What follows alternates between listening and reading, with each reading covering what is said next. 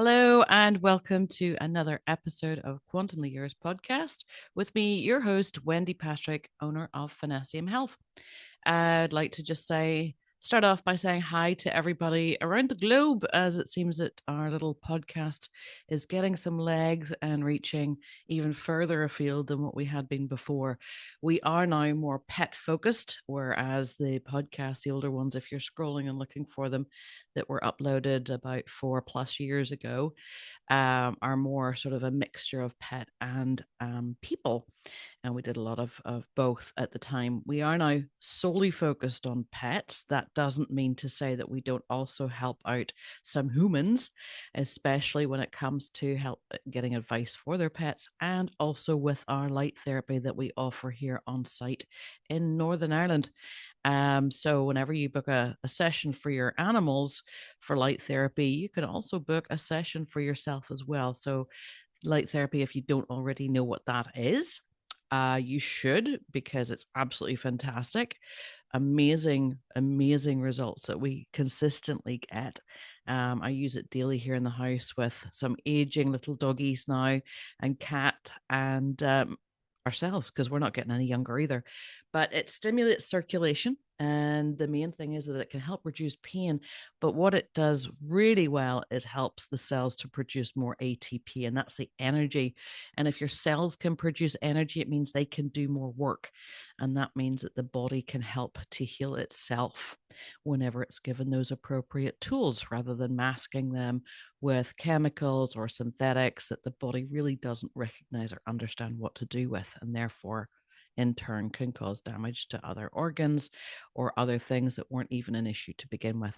But that's hearsay. Anyway, we always recommend that you look and check and dig and research who you're listening to, who you're watching. Use discernment. It's very, very important now more than ever, because there is so much misinformation out there on the World Wide Web. And indeed, always check as to where your ethics are. And what we always recommend is learn how to muscle test, because even muscle testing, you can ask the question, should I listen to this person? Should I believe that? Are what they are saying is true? Is it false? Is it safe? And for products, for example, are they clean? Are they ethically produced? Are they ethically sourced? Know what the background is. And the more that you can empower yourself with learning how to muscle test, the more you can find out. And the easier your life gets, in a sense, because you're reducing the stress that comes with not knowing, asking questions, and going on and on. But I'm rambling as per usual. But today we're really going to touch on little people, or small humans, or babies and toddlers. I just did a little show, a trade show, and a talk at a conference here in Northern Ireland over the last 2 days, and met lots of lovely people, some newly expecting mothers having their first baby, but they have fur babies at home, or four-leggeds in some shape or form or variety. We had all sorts, even some snakes in there too. But what our focus is keeping animals in good homes and making sure that that progresses. So, welcome today. As I say, thank you for joining me once again. You can find us on YouTube. You can download us on all of the different players and podcast stations and channels. Just search Quantumly Yours or Finessium Health's podcast, and that should pop up absolutely everywhere and anywhere whenever you're looking. So, let's get into it. Okay, first time expectant mothers. Okay, you're told to get ready for the baby. Oh, bring a blanket home from the hospital. Let the doggy sniff it. Let it sit there in the room for a few days beforehand. And that's all you do. No. Way more things you can do to help your animal. Now, from an animal perspective, rather than from your midwifery information, or whoever it comes from, and how to actually incorporate your new baby into your home that has existing animals. I want to look at those animals because there's so many variants, so many different things, and so many questions were asked at the actual show this last weekend. And that's kind of why I waited until now to record this, so that I could see what people's problems were, questions, concerns, stressors, and all the rest of it, and hopefully break some of that a little bit down rather than me just rambling on an opinion or some research I've done. So a lot of pregnant mothers that I met had already animals in the house, maybe an animal that is older. And that was a very common thread where the animals they had were maybe 5 years plus. And, they had been the life and soul of the house up until now. And all of this world is going to be changing for that animal. And we want to do as gentle an introduction and as comfortable an introduction and safely, of course, safety being the bottom line for everyone concerned. You don't want to be carrying your baby and tripping over the dog, for example. You don't want the dog to be able to get into the baby when you can't see it, because never know what happens. If you're not monitoring that, do not set yourself up for failure or the chance thereof. Always be monitoring them both. What can we do to get doggy ready? Let's just see. Well, baby's coming home. Let's say we know and we've got 5 months to prepare. Oh, there's lots of time. Don't worry about it. No. Let's start making changes now. The earlier you start to get that animal ready for something new, someone new coming into their environment, the better and the easier and the gentler, and it'll just be a less stressed environment and situation for that animal to basically have to adapt to and cope with. So there's things that you can do to get ready. I mean, certainly there'll be busyness going around. I always tell people to talk to their animals as well. And some people think that's a bit nuts. Some people do it without even really noticing. But certainly if you're wandering around, like, let the dog go into the room that's going to be the baby's room. Don't all of a sudden make this room a completely off bounds limit and go, oh, you can't come in here. We can't have dog hair. You're going to have dog hair. You're going to have drool. You're going to have whatever. So be aware that, be realistic with this. Your dog all of a sudden isn't going to stop shedding or needing regular grooms or more regular grooms, so that you can make sure that their skin and coat is clean and with preferably our products, so that they have no SLS, no parabens, no silicones, no MEAs, no DEAs, no nasty synthetic ingredients. And also we have scent-free versions as well. And they are safe for baby because we've tested them. But going on with getting the dog ready, as I say, don't try and keep them out of the room. Make them feel included. They've been included for the whole parts of their lives until now. And for them to be expected to adapt to this big change that's going to happen, they have no idea why that's going to happen and what they're supposed to do to manage that. So if they just all of a sudden are sort of banned from a room, or everything just changes after baby comes home, they're just going to make the association with this baby has just made my life worse. So there will be resentment, there will be maybe jealousy, which would be very, very common. But look at things that you can get to a schedule. I mean, if you're free feeding, stop it. Let's set meal times for that animal, unless there's some sort of pre-diagnosed condition or something that's under your vet's recommendation or holistic practitioner, that they can't just free feed when they feel like it. So the all-you-can-eat buffet is now closed. We have set meal times, just like we do as people, because there will be much more of a stricter routine coming in when baby comes home.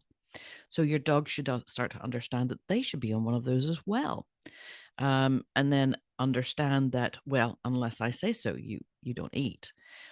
That can help the bonding experience a little bit more with yourself, and the fact that they actually realize that you have a better position or a more important role in their life in general. Walks, exercise, things like that. You don't always have to be walking your dog a million miles a day to make it happy. Lots of things that you might not have considered before or even done, but you're going to have to consider that, okay, if we did walk 3 miles a day or whatever, that is not going to be able to happen for a while once you have baby, unless you're able to leave baby with someone else or your partner or something like that, while you can go and have your time. And I mean, certainly that's very important, is to still have your time and your time with your dog. You may have had this relationship for the last 12 years with an animal, and all of a sudden that's going to change. How do you make that adapt? Well, you start making those changes early.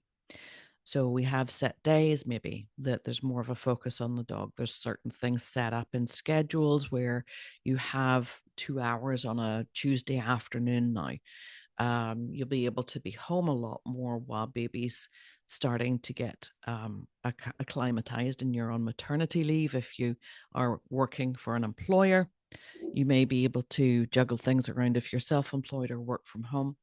You may have a parent, grandparent, sister, whatever, or even someone just as a helper or a guider. This is the big point as well, where lots of us are very independent. We have our animals, we live our lives, and then everything changes. So don't be afraid to ask for help. That's the big thing. There's lots and lots and lots of things out there. Look in your area, look on community groups, look up different things. And that's also for your dog. So maybe look at having doggy daycare or having a walker come in and actually be able to take your dog out, and start that before baby comes home so that they're now used to this new person already as another one, that they're comfortable, that it's an exciting time for them, that they're still happy and content and actually really happy to see, oh, there's another change. So it's a good thing when baby comes home. So it's something more exciting and you're easy. It's easier for you to integrate that in a whole change of your own lifestyle. Playtime and things that, again, we can go with your walkers, your daycares, dog sitters, pet sitters, all the different options as well. Still have their grooming time, their grooming appointments booked, make sure they can get there on time. As I say, cleanliness is next to godliness, only in an Irish dictionary, but it's going to be more important, and you're going to be a little bit more aware of the fact that you don't want too many things having to hit this new little baby's immune system right off the bat, so that they don't have to be faced with dealing with challenges as their immune system is growing. But they're still going to be able to have that ability to be in close contact with the dog. And you'll know that the dog is clean, not covered in fleas, for example, no lice, no mats, no hot spots.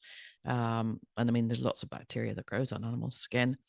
Of course, if you're talking with a cat, and your doctor may have already recommended to rehome the cat because you're going to get toxoplasmosis if you change cat litter. Because all of a sudden, when you become pregnant, you decide to change the cat litter and lick your fingers. I mean, let's get real. You know how to change cat litter. You know how to wash your hands after touching stuff like that. So you're not going to be running off and then just changing a baby's diaper or something after you've just changed the cat litter without washing your hands and being properly sanitized in between. But yeah, talk to your dog, even talk to your cat. I mean, the cats are more, well, if I don't like it, I can just go over here, and that's great. They're a little bit more independent. Well, they're a lot more independent in most cases. But dogs that you have living in the home as well, that have maybe been glued to you forever, they may be getting older. As we say, I met people with 12, 13-year-old animals, dogs in their homes, and they're, conscious that they're getting a little bit stiffer as they're getting older. So look to people like me for testing for pain, checking biomechanics, making sure things are moving, working properly, looking to see if there's any nutritional deficiencies, if they are dealing with pain, something you can use naturally, or you can go and see your vet, whatever your choice is, just to make sure that that animal is comfortable. Because if they're starting to deal with pain and comes around, it's not, as that dog's getting older in the next 6 or 7 months, and that increases, then of course it's going to be a little bit more wary once this little baby starts to move around on its own. So make sure that your dog is comfortable. Make sure that they're set up for success, not for failure, not for issues. Other things to do that you can get ready for baby coming home is actually desensitize your animals to the baby sounds and sights. So, I mean, the little toys that'll be out, shake those rattles about before baby's even in the house. Squishy the blankets, the crinkly things, all of this different stuff. Your dog may be familiar with half of these sounds. They may be in some of their toys. So be careful that they don't steal babies. And definitely you can look up on YouTube or whatever baby crying sounds and things like that. And some of them are absolutely awful.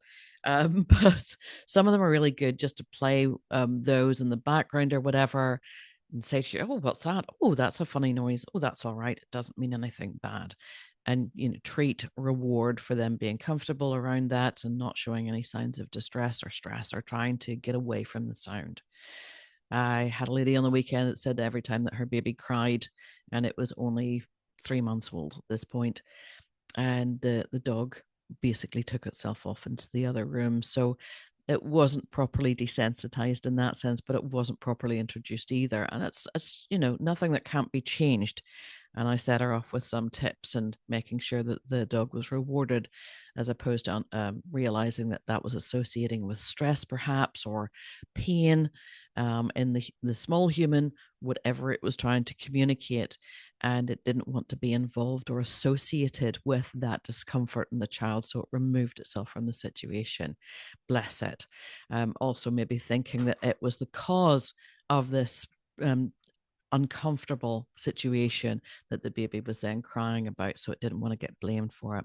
So lots of things. I mean, certainly your dogs are very sensitive. They're sensitive to sound, touch, smell, a lot more because they're nonverbal, unlike us, where we can tell people what's going on or what we can see or how we feel. So read those cues, look at those tongue flicks of the nose, the stress signals, the side eyes, the ears back, the tension in the face, the tail lowered and tucked, moving away from the situation, and make sure that your animal's comfortable enough to be able to move away to a comfortable space. If they have a crate, perfect. People don't like crates for some silly reason. They think it's naughty or nasty to put your dog in a box. That's not a box. It's like your dog's own little bedroom. Dogs are den. Dogs are, whether they're domesticated or not, and they like those little places to go and hide. So having a crate set up nicely and comfortably for them is a great place to leave the door open so that they can choose to go there for their own little timeout if they need to decompress and de-stress on their own terms. Allow that to happen, and certainly you can talk to trainers about crate training properly. You can probably look up a lot of things on your usual channels and YouTubes and things about starting to feed them in the crate with their door open, letting them know that it's a safe space, letting them know they're not being put in there as a punishment. Don't just throw them in there because somebody's coming over, or don't just throw them in there because you're doing this or that or the other. Make sure it's like, it's okay, you're off the clock. You don't have to watch and monitor everything right now. You can go have your little timeout, go in there with a little chew toy, even while I'm home, so you don't have to get overstressed that you're only going to into this crate when I'm leaving, and therefore building on the stressful situation. I don't like this so much. I mean, this topic is massive. We could go on for days with it, but just different things about teaching your dog how to adapt and how to adjust. The problem with a lot of dogs at the minute is that they have a lot of separation anxiety, and they've been very clingy, because when people were stuck at home over the last few years and got these dogs, especially when COVID happened, a lot have become very, very stressed. It's sad to see, and I see it all the time, where that fur baby or that little four-legged human, if you like, people have over personalized their animals in the sense that they've been giving them this character that they're not, instead of identifying with them as a different species with different needs, different wants, different desires, different prey drives, different instincts depending on the breed. Understanding how to do that, as opposed to them just bringing them home, fitting in. Oh, you're now my best friend. You sit by me on the sofa. You sleep on my bed. You go in my car everywhere. We'll dress you up and we'll get you all these fancy things and all these gimmicks. It's almost being a little bit demoralizing to the dogs sometimes, because they're like, do you really have to do this all the time? But the problem comes where you have that very strong emotional attachment to this little dog that's possibly small enough that you're carrying around in your arms, and therefore it's lifted as soon as you go through the door.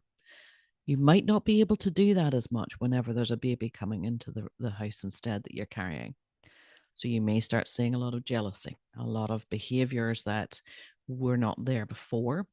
The dog may actually act out, trying to get your attention again.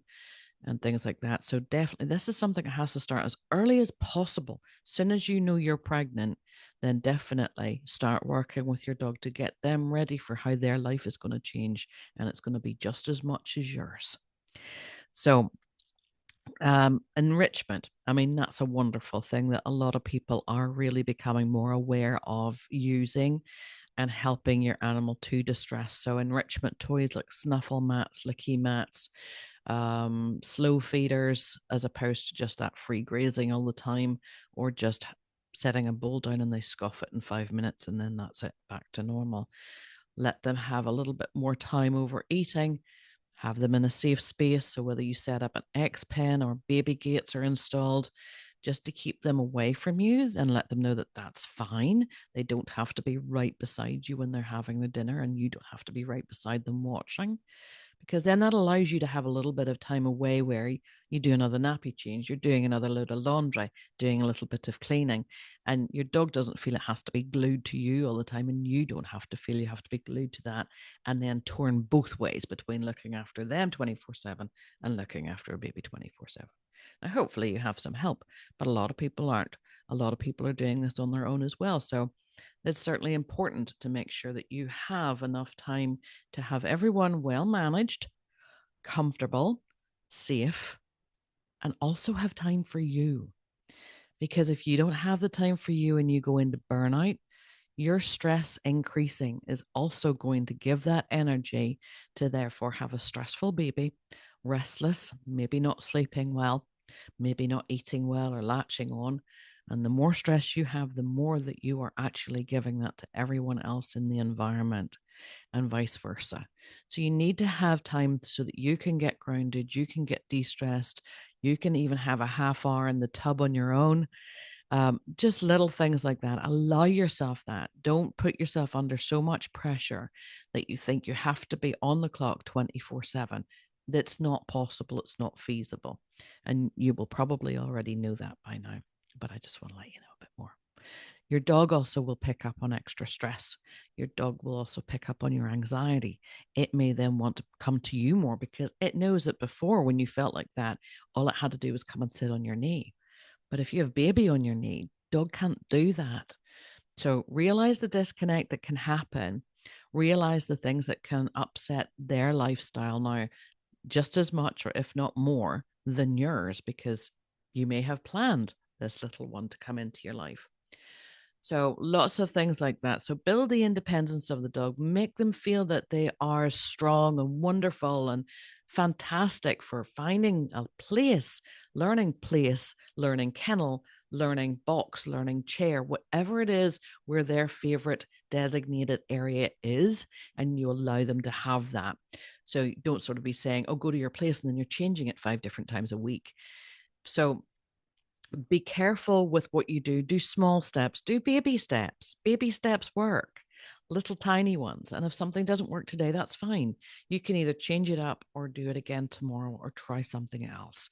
There are no hard, fast rules, but understand how your dog is communicating with you. And as I say, learn how to muscle test, because then you can find out if you're very overwhelmed. You can take that second, ground yourself, just ask your yes, your no, ask your dogs yes or no, ask your babies yes or no. So you can see where this comes into play in a bigger world, in the sense where now you can surrogate muscle tests for the baby as well as the dog. If you want help on learning how to do that, we do have the course online. You can do it self-guided to take as much or as little time as you want to go through that, but practice, practice, practice. You will reduce your stress enormously, rather than having to second guess or reading for 3.5 hours of 800 different comments as answering a question on Facebook. I mean, heavens above, every single answer is different, or every single answer is the same, but that may not be what's needed for your baby or your dog or you at that moment in time. So learning how to do that muscle testing, sway testing, applied kinesiology, whatever label that you understand it as or want to know it as, is there. So of course, whenever you're getting closer then to baby coming home, you do the baby blanket. You bring the blanket home a few days before you come home from hospital. and get the scent so that they're familiar with it. Introduce that, set it down. The dog comes over to approach it. And if you are obviously there, if you're still in hospital with the baby or whatever, have your partner, have your mom, have a friend, whatever, make sure that they do this important. It's important. So have your support team ready. Try and build one if you can, and have one if you can. So every time they approach that blanket or have a sniff, oh, good doggy. And just you can reward them for approaching it gently. If they lie down, some of them may actually just take to it and know, because they know that you've been carrying this little human inside you. They know when you're pregnant. They may already have been coming over and bumping your belly. And, tell them it's all right. This new person is going to come into their world. And yes, it will love them. It absolutely will love them. And the dog will probably love them too, because there's that pure, unconditional love energy whenever that baby is born. They do not have all the baggage that we're sitting here with. They don't have the failed relationships. They don't have the allergies. They don't have the preconceived notions, ideas, or teachings that have made them believe one thing over another. So make sure you keep it simple, because it is. It's simple. And the more you understand the energy and see that happening and interacting and gentle, and you keep yours calm, the better your outcome is going to be. Now, there was a little bit that we touched on the show as well, where it came to toddlers. Of course, whenever your dog is around, and basically the baby gets bigger, or you have a toddler now, and things are changing because toddlers are so unpredictable. They're just little drunk humans running around. No rhyme or reason a lot of times to why they do things, but their curiosity starts and they're unpredictable. So they might start then sort of, okay, well, we can play with doggy's ear, but can we pull doggy's ear? We shouldn't pull doggy's ear. We know that. We shouldn't pull doggy's tail. All those little memes and videos and reels and stuff that you see with the baby lying up around the dog and going, oh, look, this is cute. We're letting the dog, being the baby's riding the dog and blah, blah, blah. And all you're seeing is stress signals coming from that dog's face. And you just feel sorry for the animal, because the people don't understand that it's not cute. It's not cute at all. I mean, some will take to it absolutely fine. It's like, they can lie, they can crawl over, they can pull the tails, all the rest of it, and the dog won't even move. But you don't want to be in that situation where at one point then that dog feels pain somewhere, and that kid just goes over and lands on the dog. Yeah, the dog will snap. The dog will snap. And it happens. And it's also the reason why so many dogs get given up to rescues. Not many were actually, if you look for statistics yourself, it's very, very hard to find. But whenever you find it, the reasons that animals are actually given up, it's like we don't have the time anymore, and that's a big one. Circumstances have changed in the family. A lot of these underlying things are had a baby, snapped at the toddler, things like that. Some aren't always disclosed as to why. But understand the warning signs that your dog will give, and never, ever, ever, ever, ever, ever, ever in a million years punish for curiosity or stress signals in your animals. Never punish it. Never punish it. If you punish the sniffing too much, which is just curiosity, well, I want to identify, was that the same smell that was on that blanket? Smelling's fine, sniffing's fine. They're not going to suddenly turn around and just chomp that baby's foot off. I mean, let's be realistic, and let's bring the stress level of yourself down so you don't overreact. Because any overreaction or anything else, punishing that can create a fear of the baby, uncertainty then and distrust to you. Also the fact that they will stop being curious and just develop some sort of fear, anxiety, stress, jealousy, whatever label you want to put on it. The stress signals as well, if they back away or seem unsure, don't be over coaxing. Oh, come on, it's okay. Or if you have your dog on a leash or on a tether so that you can control their movements, don't be yanking them in and pulling them into the situation. If they're clearly telling you, no, I don't want to come into this, let them back up, let them walk away. That's absolutely fine. Growling is the worst thing in the world that you can inhibit. Dogs have many stress signals before they even display a growl. They can show with the ears back. Their eyes will get a little tense. They may lift the lips a little bit. Almost, I'll show the teeth. So I'm sort of baring teeth. I'm not being scary, but I'm trying to be scary. I'm trying to tell you to back off. And it's only after a few of those and as that escalates and isn't listened to, where the dog can't get out of the way, then the growl comes. The problem with a lot of pocket dogs, as I call them, or designer dogs or handbag dogs, where a lot of people carry their little dogs around, or they have little dogs where they'll just scoop them up if they start to growl. Problem is with that, they're then scolded and, oh, don't do that, don't do that. You never want them to stop doing that because they're telling you, I don't like this, get me out of here. Stop making me do this, I don't want it. Never inhibit that, because if you've inhibited the growl and you've missed all those previous signs or signals, all you're going to get is the bite. And if you don't believe me, ask a groomer, because we always met so many animals who had the growl inhibited. There was no warning. And the last thing you want to do is find out that you didn't listen to anything because you didn't hear anything, because that had been inhibited. And the next thing, your hand or the side of your face is in a side of dog's mouth. It happens a lot. Things that aren't talked about, we talk about them here. So, yep, training, getting your dog comfortable, getting your dog ready for things happening, changes. Try to maintain positive associations with things as much as you can, because that will also help to relieve your stress, your worry. And once you change your perception and your attitude and your approach to it, you will help your own stress levels, and you will also help to almost reprogram your neural pathways. Because if you think this is going to be hard, you're right. If you think it's going to be easy, you're right. Whatever you think you can actually make happen, you can process that.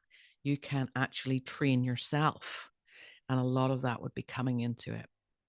So, just the last touch on toddlers. Oh, we've got the toddlers. Now we're going to get a dog. Stop listening to that partner who's digging on about that.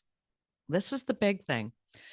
Lots of ladies with toddlers were saying, oh, yes, my partner wants to get a dog now that they're out of diapers or out of nappies.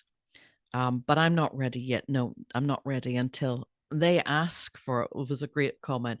Until they're old enough to know what they're asking for and ask for the dog and are ready to care for it, there's not going to be a dog in this house. That's fine. A lot of people make the mistake. We've got the baby, now we have to have the puppy so that they can grow up together. And that sounds so wonderful and fantastical and such, a lovely family movie. But is it practical? Because a lot of times, if you're adopting or getting an animal, young dog, even an older dog, bringing it into your environment with a young baby, the chances of those are the return rate to rescues or giving them back or whatever it is actually 8 days. Yeah, high return rate. So households with children are more likely to return dogs than those without. There's no exact stats for the toddler specifically, but they're included in a high risk group. So any rescue worth their salt are going to look at your situation as well. Now, obviously, people are still going to want what they want.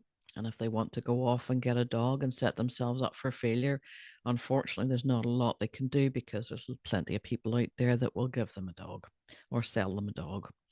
Animal welfare is a whole other topic. We've touched on things like that before. We're always on that if you're on our socials.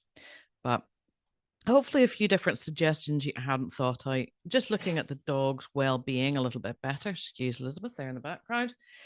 And just be aware that life is going to change, not just for you, but for everyone in the household, everyone in your family, especially when baby's coming home. But what we want to do is try and make that transition as easy for you. And if it's easy for you, it will be easy for your animal as well, because energy is everything. It's everywhere. And they will pick up on your vibe, as you already know that they do. And don't try to tell yourself anything different. But whatever situation you're in, whatever your setup is, I wish you the best of luck, the best of success. And to help with anything as well, you can also hire us to consult. And that can be remotely, so anywhere in the world, to face in your home. Hopefully it's been useful.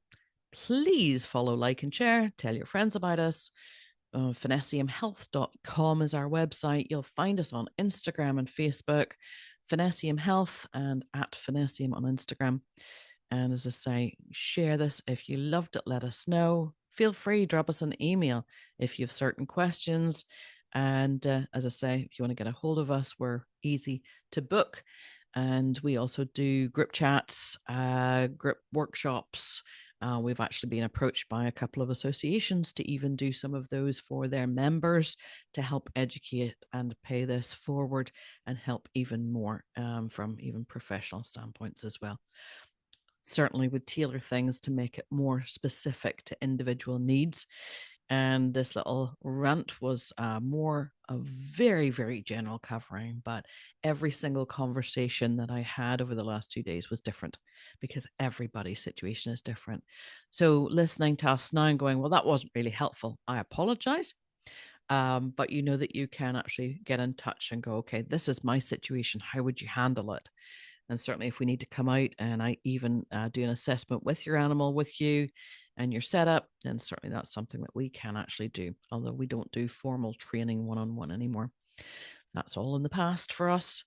Lots of different things out there for you to look up, look into. And as I say, learn how to discern, learn how to muscle test. It is a key to your future. It is the best empowerment tool that you can actually learn to find out what your animal needs, what your child needs, what you need, how much, when, what kind, even to buy in the store, as opposed to I just need XYZ supplement. Well, maybe XYZ supplement is actually full of fillers and plastics and is just awful except for fancy marketing. So you learn how to weed everything out and find out what's real and what isn't. As I say, hopefully this has helped you. Thank you for joining me again. Please tune in. Please follow us on whatever station or channel that you're listening or watching us on. And we will see you again next time. Thanks a lot. And as always, stay pawsome.